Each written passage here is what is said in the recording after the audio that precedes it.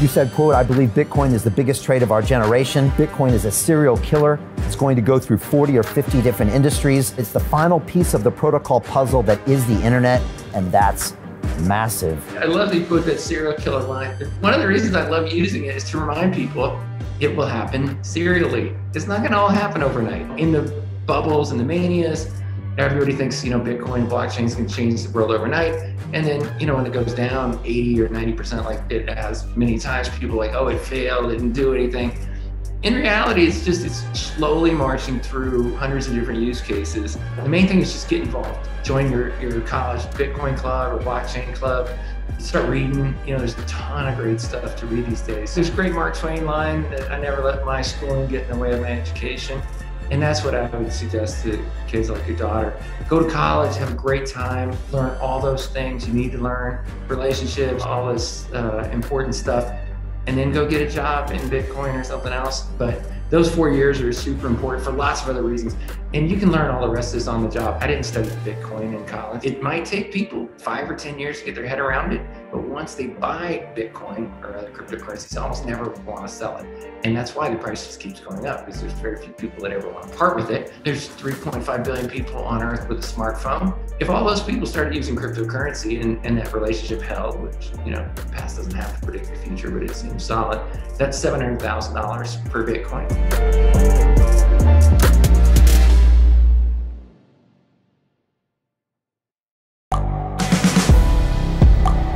The world is changing. Inspiration is everywhere. It has never been so easy to connect, share, and bring people together. We're learning from others and finding the best in ourselves. Challenging our beliefs. Sharing our vulnerability. Overcoming our fears. Transforming ourselves so we can transform the world. How far can we go? This is London Real. I am Brian Rose. My guest today is...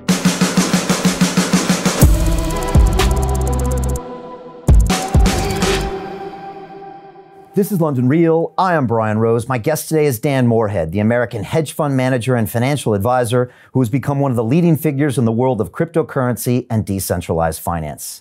After graduating from Princeton University, you spent over 15 years working at some of the world's leading financial institutions, including Goldman Sachs, Bankers Trust, and Deutsche Bank. Then, in 2003, you founded the global macro hedge fund Pantera Capital, and in 2013, shifted your focus solely to blockchain and cryptocurrency. Today, you manage $2.8 billion in blockchain-related assets and have invested in many crypto and DeFi companies, including Bitstamp, Coinbase, Polkadot, Blockfolio, and Audius.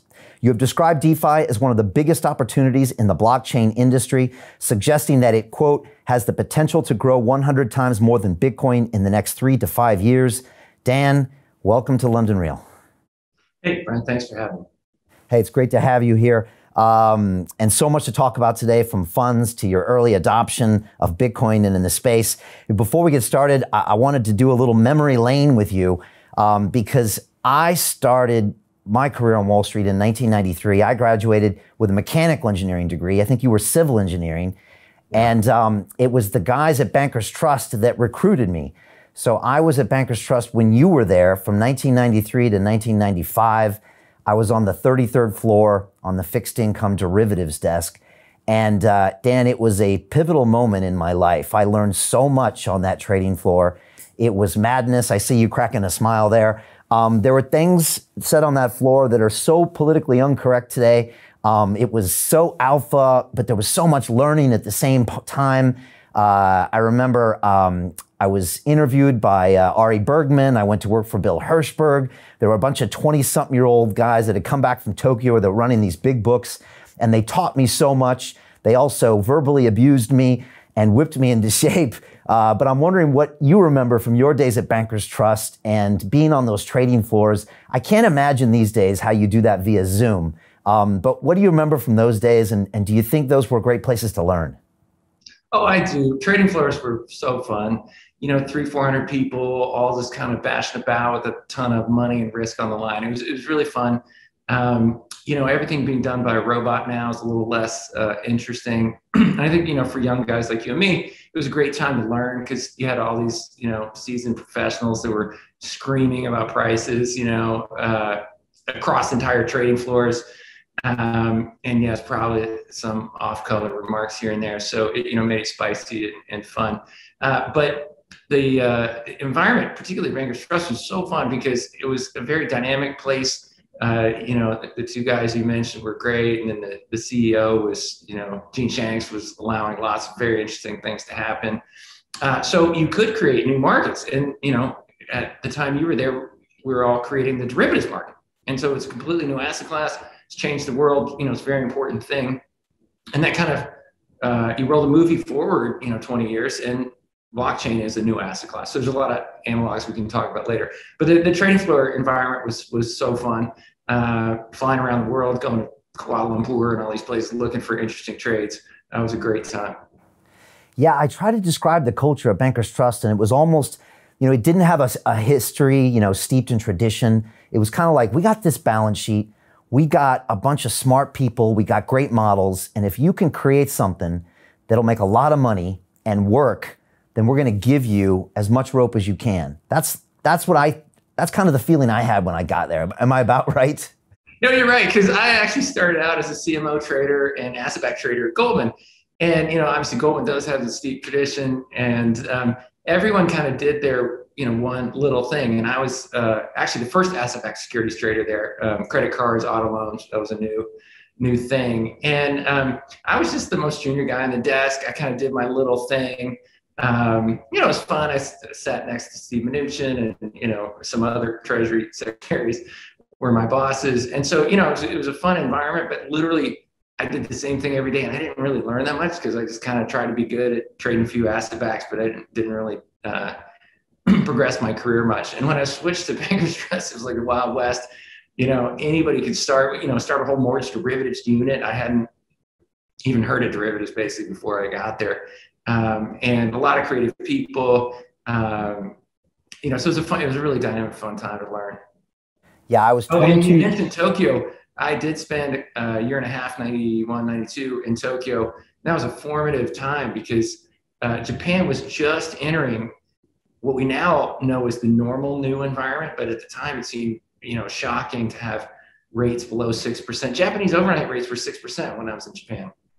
And they were just getting their heads around what they thought at the time was, quote, a Japanese recession. So sub 3% growth. And having seen the devastation in the Nikkei collapse, with overnight rates at 6% and the economy in a free fall, I was like, no, I think this is like a real recession. And that was 30 years ago. And the world now has all those things they invented: ZIRP, zero interest rate policy, quantitative easing, all the things that were invented in the early 90s in Japan have, now are the normal for everywhere on it.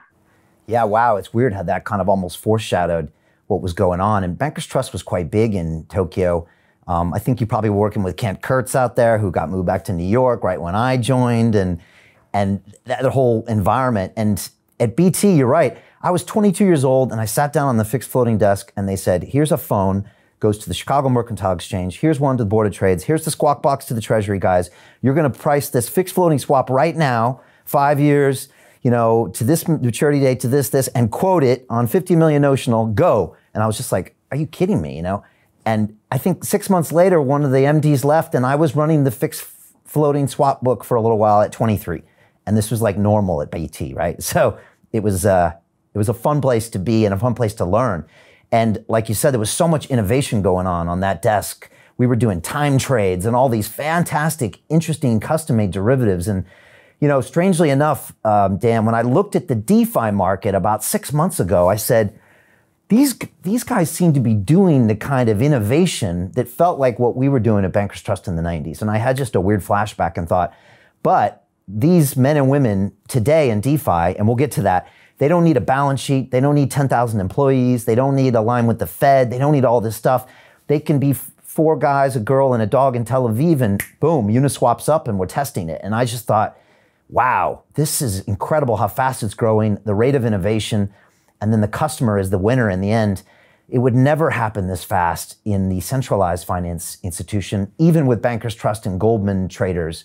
And that's what really attracted me to this place. And I don't know if you ever see parallels in that, but that's what pulled me into this space this time. Oh, I do. And it's just such a fascinating space because, blockchain is impacting not just decentralized finance, but like 100 other applications. So every day there's something fascinating. And, honestly, my head's about to explode all the information I'm trying to cram in there. There's so many cool things going on. So I feel grateful actually to be alive and working in this time, right? When we look back 20, 30 years from now, this can be seen as one of the most important times in finance. Yeah, I really feel like we're part of history, and I haven't felt like that too many times in my life. So, it's fascinating to hear that after 8 years investing in this business, your head's still about to explode. That's a great sign. I wanted to kick it off. We got a lot to talk about, but maybe we start with Bitcoin because it was one of the first things you learned about. I think you had a 4-hour coffee with someone that turned into a day when you first learned about it. You were one of the very first people to create a fund that would invest in this instrument back when nobody was even talking about it, and you were really early. You've said a few things about Bitcoin. I'm just going to quote you back and then give it over to you. You said, quote, "I believe Bitcoin is the biggest trade of our generation." You've said Bitcoin is a serial killer. It's going to go through 40 or 50 different industries. And then one of my favorite quotes from you is you said it's the final piece of the protocol puzzle that is the internet. Even in the 1990s, the famous economist Milton Friedman said the only thing missing from the internet was an e-cash system. That's what Bitcoin is. That's what the other blockchains are. It's just a protocol for moving data around, and that's massive. Dan, how do you start this conversation, and how do you talk about Bitcoin to people that are newish to it or know a little bit about it? Yeah, it's a good question. And I've tried so many different angles over the years to explain Bitcoin, and it really is true that everyone has their own light bulb moment. There's a lot of different perspectives people have. Like if you find a gold bug, explain it in 2 seconds. They're like, great, got it, I'm in. Now, but there's other people who are way more skeptical, think, we already have a currency in the United States, why do we need another one? So, there's like so many different angles. I do think the concept of it being the final piece of the protocol puzzle that is the internet is one that really helps people get their head around it, because most of us don't know a ton about the internet, but we know there's a bunch of protocols like TCP/IP that help move data around. But we needed a finance one, right? And the internet changed everything else in our lives, commerce, communication, all that. But it really didn't touch finance, right? Banks are basically the way they were when the Medici set them up. Credit cards been charging the same rate since 1958. Western Union's been doing the same thing for 140 years. So finance really wasn't touched by the internet, and that's basically what blockchain is. It's bringing the internet to finance. It's connecting, billions of people ultimately together without having to pay some kind of, oligopolist control on the payment rail. And you're going to use cryptography to, protect and provide trust rather than, legacy financial institutions.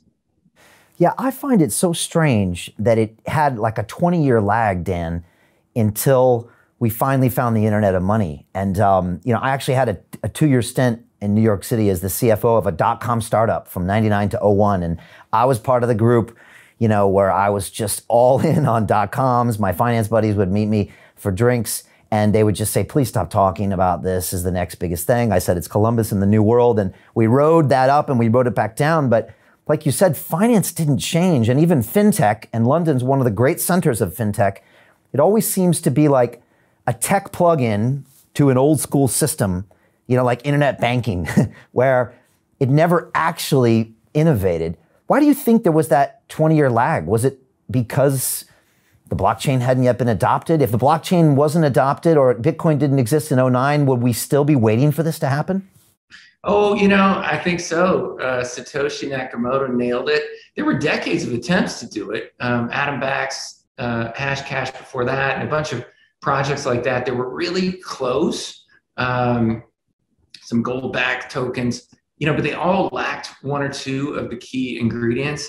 And Satoshi put together a handful of those concepts into the first fully functional digital currency that used decentralized trust. And, then you're off to the races. So, who knows if Satoshi hadn't invented it, it might have taken, 2 more years, might have taken 20 more years.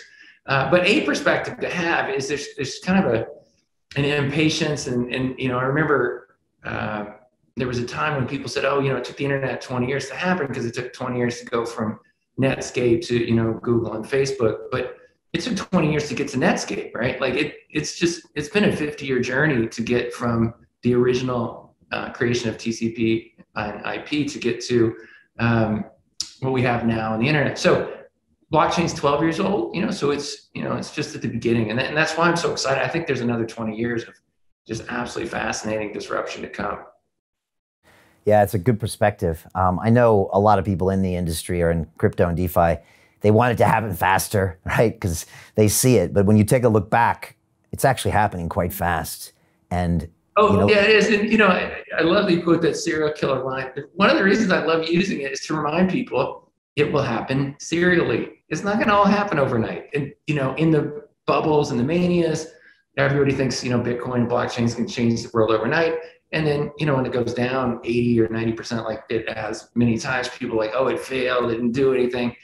In reality, it's slowly marching through, hundreds of different use cases, some of which, like wealth storage, cross-border money movement, it's already great at. 8% of all the US to Mexico remittance is going over Bitcoin. That's awesome, right? Like, so it's already very useful. But, like refugee aid, it's not gotten done yet, right? Or voting rights, which ultimately blockchain will be hugely impactful. That's like 20 years from now. Another one, well, Wall Street back offices.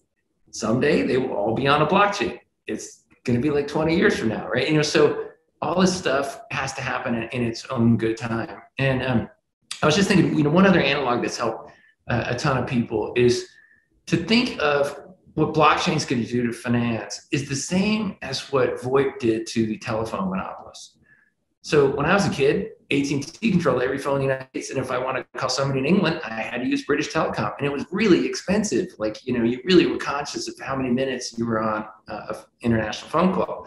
Then they realized you could route voice over the internet. And so the amount of information that now goes over the internet literally wouldn't fit over copper wires. There's not enough copper on Earth to run what is now the internet. And obviously broadband costs are basically zero. That's basically what's going to happen in finance is now you can route money over IP. So you don't have to use expensive middlemen that provide trust and move money around. Anybody with a smartphone can communicate with anybody else on Earth with a smartphone. And that is going to do what it did with voice, is going to bring a massive explosion in the number of transactions. And the cost is going to head towards zero. And it's going to open up all kinds of new things like micro labor and things that just are not possible in the current finance world. Yeah, and it's good to put the banks in perspective. I think you've said, banks are basically still the same as when the Medici set them up in the 15th century. And as you said earlier, credit cards charge the same rate they did in 1958. Some of these transfer systems are still 100 years old, and that's what the blockchain is going to bring. There's this book called The Innovator's Dilemma. I'm sure you know this concept that the innovation can never come from the industries that are already associated or owning the space because they don't want to eat their own profit margins. And we've seen banks get into fintech. But do you think ultimately it had to be this peer-to-peer blockchain thing that would bring all the innovation? I mean, would it have ever come from inside a bank or from a fintech startup, or would it always have to be something like this? Or does this just make it grow faster? Yeah, I mean, I'm sure there are some examples of some legacy firms that have kind of disrupted themselves, but most are much more like Kodak Film. Kodak Film invented electronic cameras, Wi-Fi, digital file storing of photos, a ton of really innovative things, but they didn't want to roll it out because it would cannibalize their print film business, and ultimately ended up failing. And so there's a few examples, I'm sure, counterexamples against that, but it's likely that it's going to come from the outside because these finance firms, hundreds of billions of dollar market caps, they are certainly not rushing to provide a product that ultimately will let anybody with a smartphone send money to anybody else with a smartphone without paying them anything. And the fees are, very high. The average remittance fee is 8%, right? So the migrant spending an entire month working for their remittance company with Bitcoin or other blockchain assets on their smartphone, they can send it essentially for free. So, there's not going to, the legacy firms are going to, they're playing, a very slow dance with blockchain. Right. And like, I think you've also said, if you want to send like $1,000 to the UK, it's literally quicker to get the cash by suitcase and fly here and give it to someone with the old system, not to mention the fees. And yeah, you're right. They will probably come slow to that dance. And that's why this market's also so interesting.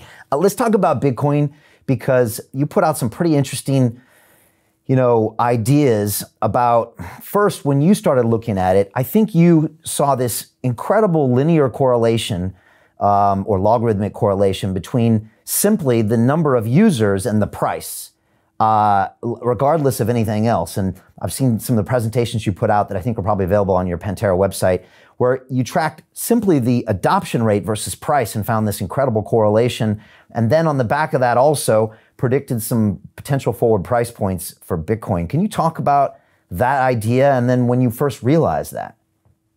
Yeah, so there's a lot of reticence about Bitcoin or other cryptocurrencies because they don't have cash flows. And I had a fun conversation with a Tiger Cup friend of mine that's a TMT investor, and he said they don't invest in Bitcoin because there's no cash flows to discount.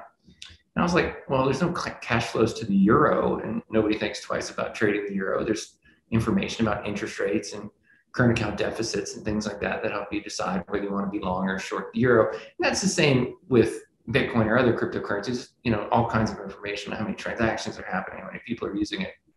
The simplest concept, though, is just supply and demand. As I said, it's going to be a serial killer. It's going to go through all kinds of different use cases.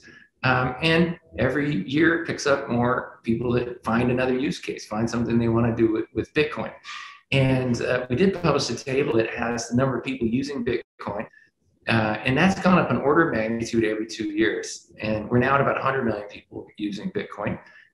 In 2013, there was about 300,000 people using it when I got started. And obviously, there's only a handful in 2009 when it was released.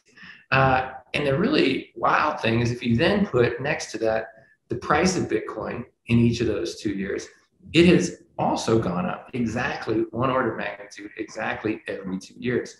And I've never seen a relationship between two pieces of data that's that crazy in terms of going up 5 decimal points and also maintaining the exact same ratio. The ratio is $200 per million people using Bitcoin. That was true when there's 10,000 people using Bitcoin. It's true at 1 million people using Bitcoin. It's been true at 100 million people using Bitcoin. And that is a framework that makes some sense. The more people that want to use it for whatever they're doing with it, the more it's worth. I found in my time in the industry, the kind of the stickiness rate is massive. It might take people 5 or 10 years to get their head around it, but once they buy Bitcoin or other cryptocurrencies, they almost never want to sell it. And that's why the price just keeps going up, because there's very few people that ever want to part with it. And, every year you try and, you convince another cohort of people to come in. So if you extrapolate that out, there's 3.5 billion people on Earth with a smartphone, only a bit more than people that currently use Facebook. If all those people started using cryptocurrency and that relationship held, which, past doesn't have to predict the future, but it seems solid, that's $700,000 per Bitcoin. And while I'm not going to say I bet my entire life savings to hit exactly 700,000 on some specific date in the future, it really helps to point out the massive asymmetry of this trade. It's definitely risky. Bitcoin went down 55% over the last couple of months. So there's definitely a ton of risk in the industry, but you really can only lose one time your money in being long something.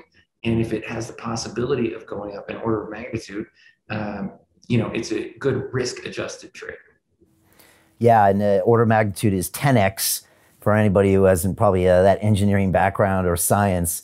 Have you ever seen an asset like this? And again, I think at Bankers Trust, you were doing some global stuff. So you really have seen everything. You've been in Tokyo, you traded probably currencies, mortgages, probably equities, everything under the sun. Have you ever seen an instrument like this, or with the volatility, or even with that asymmetry? Yeah, so I did spend 25 years wandering around the earth looking for trades like this, big disruptions. Also, when I was at Tiger Management, we invested in a lot of big disruptions around the world. And so, I was in Russia when Gorbachev was doing glasnost and invested in Gazprom and some other privatizations, and Argentine farmland and Tesla Motors. And, every 4 or 5 years, something like that would come up. This is just so much bigger than all those. It is, all those things were regional or country specific, some kind of interesting dislocation just in that one country, that one region, and affecting maybe just one market, maybe just the equity market, or maybe just the bond market in Spain when they had their devaluation. So, all those trades, they were great trades, but they were very kind of localized or specific. This is so many different use cases globally, and all of those are literally the biggest things on earth. Wealth storage, gold, even money, M2's 100 trillion. All of those markets are the biggest markets on earth. So I think it's a once in a lifetime type trade. And that's why, we went all in, and it hasn't slowed down. I really think we have another 10 or 20 years of this. So, I think it is a once in a lifetime trade. And every time I meet some, college kid that's thinking about what to do next, blockchain, I just say, hey, do this. And 3 years from now, if I'm wrong, you did something kind of interesting and, it didn't work, and you move on, do something different. But, if I'm even half right about how important blockchain will be, it's the right place to be. And so, I do think blockchain is the trade of a lifetime. Yeah, it's interesting you say that. My daughter's 17 and she's trying to figure out what to do with her life. I actually had her on the show on Friday, and then set her up with a hot wallet afterwards. And her first assignment is to send grandma some ETH. So I'm doing my part over here, Dan, just so you know. But it's good advice. I had a choice when I graduated MIT to go work for Ford Motor Company or a place called the Aerospace Corporation in LA, or go to Bankers Trust. And for me, first of all, I could feel the energy and excitement, and I could see the upside. And I'm actually glad I made that choice. And it meant my learning curve and my earnings went 10x probably more. And, probably the same is true, like you said, with kids graduating these days. I mean, blockchain is almost the new finance somehow, right? Oh, it really is. You and I had a great time when Wall Street was one of the most innovative industries on earth and growing and really exciting. But the robot's kind of taken over most of what was fun about trading. And so now the innovation's in decentralized finance, or it's in other applications of blockchain. Yeah. All right, let's talk about DeFi. Then I want to actually go back to some of the early days of you setting this fund up, because it's still amazing that you did it back then. You started off, well, you had no choice, because back in 2013, and there was only Bitcoin really, and that was what people were talking about. It was the asset class. It's what you invested in. But pretty soon, this Vitalik kid came around, and Ethereum came around, and we saw this programmable blockchain, which could do many different things. And now it's evolved in a massive way. You've been along for that ride. You've been all in on Bitcoin, but you've also started to invest in all these other DeFi networks.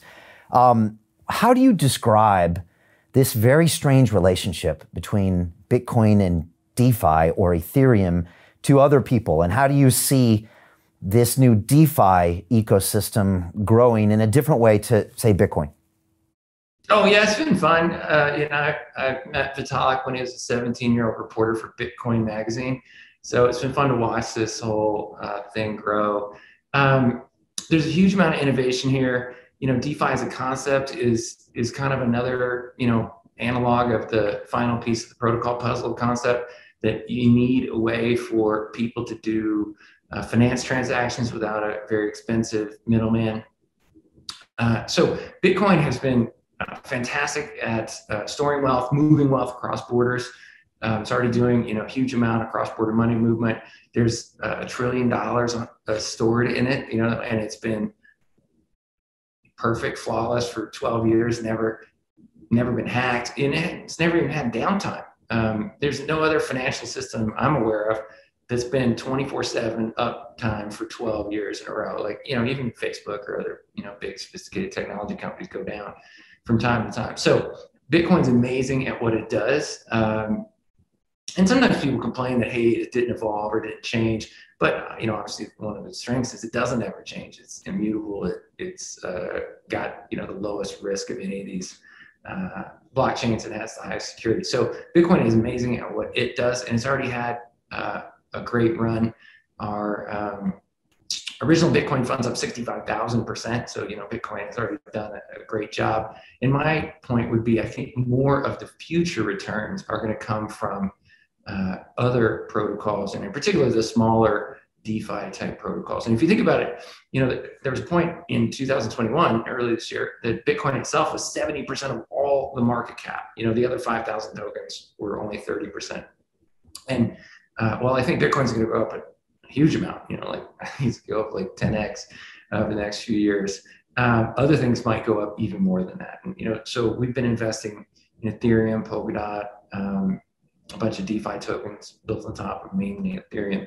And those, I think, have just a higher amount of potential upside, over the coming, months and years. But I want to stress, this is just my current trading view. I'm not omniscient. We might be wrong. We might have to change tack. And then as well, Bitcoin's now down to 44% of the overall market. And I guess the way to say it is, Bitcoin's done very well, but the other things have gone up even more. So at this level, we are buying back some Bitcoin in our funds. Ethereum, what are your thoughts? Will this stay the dominant blockchain and backbone of DeFi for the next 5 years or not? I think so. From time to time, there have been some interesting projects that are going to compete with Ethereum, but I think they have the inside track on this. There's so many developers building on it. There's, just so much community. That's one of the things that Vitalik and the rest of the community have done incredibly well, is to kind of harmonize, to have a single vision of where they want to go, and to really get a lot done. And so, Ethereum really is hard to unseat. I think there are some other blockchains out there that have attributes. And I guess the preamble to this is, in our industry, sometimes it gets a bit tribal or almost religious that, some people are Bitcoin maximalists and really just can't stand anyone talking about anything else. And then, some people are potentially too passionate about Ethereum. My view is this isn't a winner take all situation. There's going to be, probably at least a single digit, if not more, number of very important blockchains in the long run with different use cases, right? Bitcoin, people sometimes say it as a compliment and sometimes slag it off, call it digital gold, but it's great. It's way better than gold. And that's why it's massively outperforming gold, even in a inflationary period like we've got now. And then there's the smart contract use case. There's, Ripple's trying to replace Swift. And then you have the high frequency, low value transactions for gaming and things like that that need its own blockchain. So, I think you're going to have a handful of blockchains. And to my mind, being a Bitcoin maximalist is like being a Yahoo maximalist in the 90s. Like, Yahoo was a good company, but there's 30 other important things happening. That's the same here. Bitcoin's massively important. You should have some, you should be long it, and definitely don't be flat or short Bitcoin. But there's other things one would want to have in a portfolio. And I do think, my main advice to friends and, colleagues is, don't put all your eggs in one basket. There's a lot of really interesting projects out there. People complain Ethereum's gas fees are too high. It's slow. We just got done with the London hard fork and we predicted those would go down. I don't know if that's happened. Is that going to change anytime soon, or is it just hard to upgrade such a massive piece of software, and should we just kind of get used to that? Or do you think it will innovate and get better faster? No, I do. I mean, that huge hard fork going through is amazing. I think it is amazing how much Ethereum's evolved since, the crowd sale. It really is amazing. I think that's why the other blockchains that are competing with it have a real huge task, to bring out something that's radically better. Cardano hit to be the third market cap this week. I think it went down to 4, but it had quite a pop. They hit some milestones in August. We've actually got Charles here on the show in a couple weeks. Some people believe that, Cardano could be the Ethereum you would build if you knew what was going to happen. If you could have predicted the future in 2014, maybe you would have built a different network. Obviously, it comes from a very different philosophy, and I think both Vitalik and Charles would say that Vitalik is, let's ship it and test it. And Charles is, let's research it and bulletproof it before we ship it, right? And I think both would agree if I said them that. Do you think Cardano will become a major player? Do you think it could take down Ethereum? What are your thoughts? Yeah, I haven't watched that for what they've done, but our bet is much more on Ethereum. And your point's well taken that we're watching economic Darwinism in action. There's been 5,000 different projects try these things, and the market gets to vote on which ones they like, and move some up to the top, and some obviously have to drift down to the bottom. So it's been that, to my mind, that's the fascinating thing, that the numbers, even 2, but sometimes 3 and 4, have really rotated over the years. There's been a lot of moonshots of things that were going to be the next Bitcoin or the next Ethereum, and most of them have flamed out, and we keep cycling through new ones. Yeah, that market cap table moves quite a bit up and down, and a lot of people are trying to come into that space, but we'll see. It's interesting that you chart the price of Bitcoin based on users, and I was having this conversation with a guest yesterday where we were talking about Microsoft Office. Now, again, I got nothing but good things to say about Microsoft, but we're a Mac-based company, and whenever I go to someone's office, I look and I'm like, you're still using Outlook, and you're still using this, and it's not always the most innovative software, but it's so well entrenched into every single business in this world that it's not going anywhere anytime soon because it's got the most adoption. Are you with me on that analogy, or do I have flaws in that analogy when it comes to? It's a good one. And the classic when I was a kid was Sony beta tape versus VHS. The Sony beta was way better. VHS was terrible, but they installed a lot more units before anybody else, and they won, right? And so the same thing with Microsoft. They installed an enormous amount of units. It's hard to unseat them. So it's the same, and that's essentially the argument of Ethereum. They have a lot of people who built a lot of stuff on there, so it's harder to unseat. And I'm not an expert on many of these technologies, but if you talk to a real technologist about SMTP or some of the other protocols, they're like, oh, they're terrible, but they just got out there and got enough people using it that now we kind of have to deal with it. And that's just the reality. Once you have a pretty big install base, the next thing has to be radically better. It can't be just a little bit better.